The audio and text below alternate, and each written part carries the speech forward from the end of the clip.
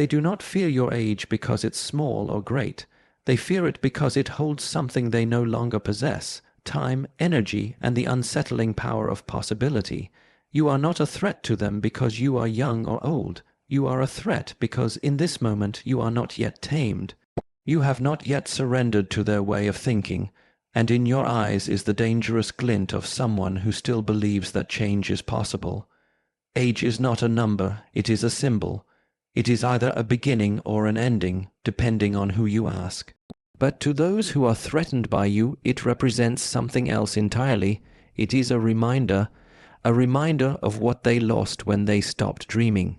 A mirror that reflects their own decisions back at them, the risks they refused to take, the voices they silenced within themselves, the courage they buried under the polite fiction of realism. You are a threat because you are still capable of choosing. They no longer are. It is not your experience they envy, but your potential. It is not your wisdom that troubles them, but your questions. You see, the world does not fear those who have settled. The world is built by them, yes, but never transformed. The transformed world always begins in the imagination of someone who still has the strength to ask why not. And that strength, that audacity, is often found in a soul untouched by cynicism. Whether your skin is marked by time or still soft with youth, they fear the unspoiled fire within you, the one they once had and lost. Some will try to dress their fear in clever words. They will call you too young to understand or too old to change, but these are not statements of truth. They are defenses, because if you could still rise, then perhaps they too could have risen. If you could still become, then maybe they gave up too soon. Your age is not a limitation. It is a declaration that you are still alive in the truest sense, still learning, still evolving, still dangerous to apathy. Let them be unsettled. That's what light does to those who have grown comfortable in the dark. Let them whisper. That's what the cautious do when the brave begin to speak. And let them mock or criticize, for they will always try to disarm you with shame before they ever admit they are afraid of your fire. You are not late, you are not early, you are right on time for your calling. The clock is not your enemy, but your witness. And when they see you stand in boldness, ashamed of your age, unafraid of their opinion, unmoved by their rules, they will begin to understand. You are not a threat because you are young or old. You are a threat because you are free. They fear your age not because of what it is, but because of what it still allows you to become. Age in its rawest form is nothing more than a measure of time, yet within that time lies something much more threatening potential. To those who have resigned themselves to stagnation, your potential is unsettling. It is a mirror they dare not look into, for it reveals that the limits they have accepted are not absolutes but choices. Your age, whether young and untested or mature and rediscovering, carries with it a dangerous idea that the story is not over, that chapters can still be written, that growth is still within reach.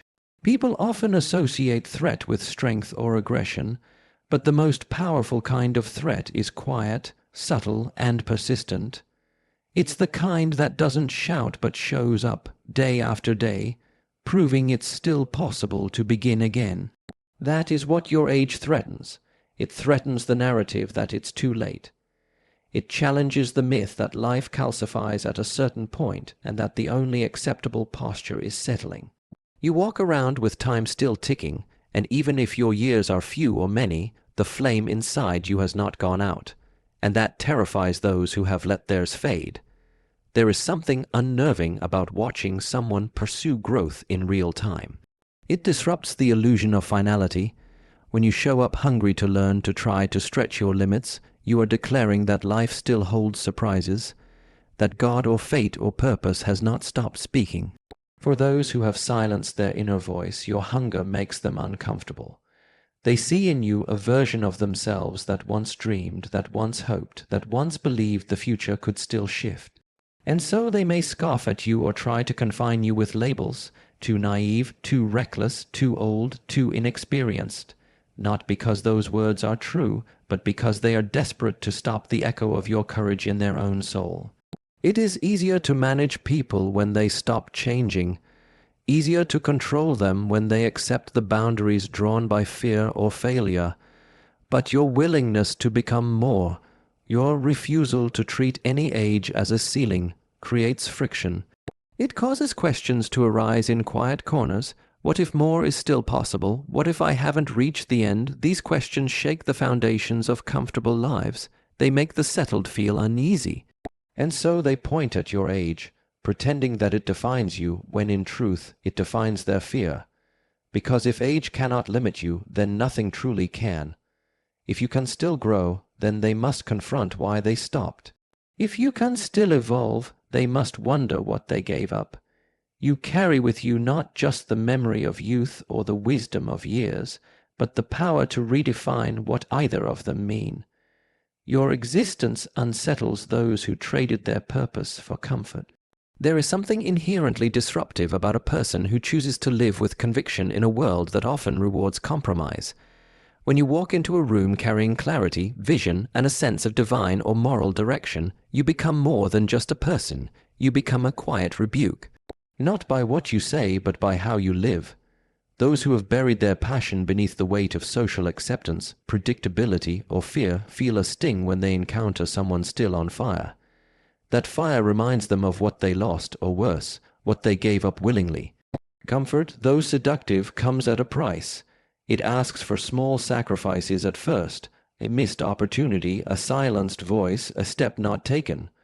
Over time, these sacrifices become habits, and the habits become identities. Many do not even realize they've traded their purpose until they see someone else living theirs. You may not know it, but your actions, your hunger, your refusal to settle shine a light into corners that others have tried hard to keep dark. They have constructed carefully curated lives with routines and rules designed to numb the ache of what might have been, and then you show up, not perfect, not without flaws, but awake, alive, pursuing something more than applause. Something real. That's when the quiet resentment begins. It's not that they hate you. It's that you make them remember. You awaken parts of them that have long been asleep. And not everyone wants to be woken. They will label your passion as foolishness. They will call your purpose a phase, your pursuit a distraction. But behind their words is fear. Fear that you are proving them wrong without saying a word. Fear that all the reasons they gave themselves to stop trying might not be true. You are living the life they once imagined before the weight of practicality settled in. You are what they might have been had they chosen differently. In every generation, there are people who choose to live by purpose, not comfort. They disrupt industries, challenge traditions, inspire movements, and most of all, they make the complacent deeply uncomfortable. Not by attacking them, but simply by refusing to join them, you become a contrast, a quiet question hanging in the air. Why do you still believe? Why do you still push? Why haven't you settled? And these questions press on the hearts of those who have built walls to protect themselves from regret. Your life, however ordinary it may seem, speaks loudly in that silence. Your continued becoming highlights their decision to remain the same. Even in your mistakes, you remain a challenge to their stagnation. Because mistakes made in pursuit of something greater still speak louder than a life lived avoiding all risk. They watch you fail and rise while they remain unmoved. That movement unsettles them. The motion of someone still stretching, still expanding, still believing, exposes the stillness they have called safety. You remind them that comfort is not the same as fulfillment, and security is not the same as purpose. They fear your age not because of what it is, but because of what it still allows you to become. Age has always been used as a label, a classification that attempts to measure what is expected of a person, what is allowed, what should be possible.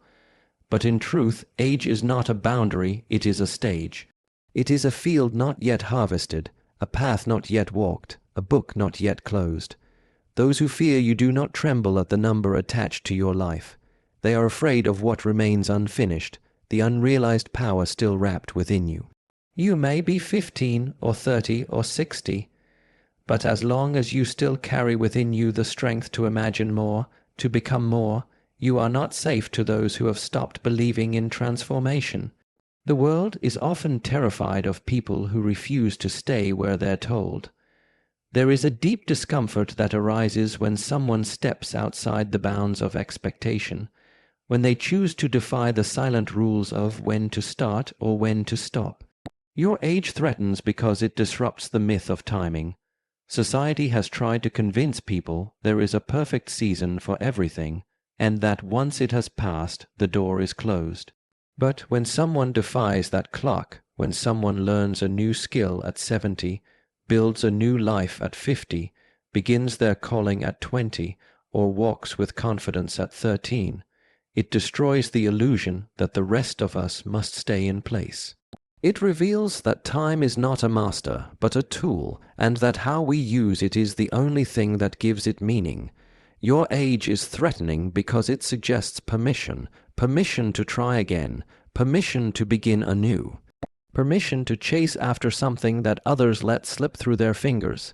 It is not your youth that scares them, nor your maturity. It is the fact that you still believe you can change something, build something, create something of worth. That belief is rare, and it is powerful. And to those who have silenced their inner fire, it is unbearable to witness someone else walking boldly into becoming. People do not fear the confident because they are loud. They fear them because they are not dependent on approval. In the same way, they fear your age because it is not doing what it's supposed to. You are not fading quietly into irrelevance. You are not waiting for permission to rise. You are not letting the number define your worth. And that defiance, even when spoken gently, shakes the fragile systems built on compliance. When you live beyond the line others have drawn for you, they are forced to look at the line they drew for themselves and ask if it was ever real. Most won't say it out loud, but when they look at you, they feel the question stirring. What if I still could? What if I didn't stop? What if time isn't the obstacle I thought it was? You become a question walking on two legs, and questions are dangerous to those who no longer want to think.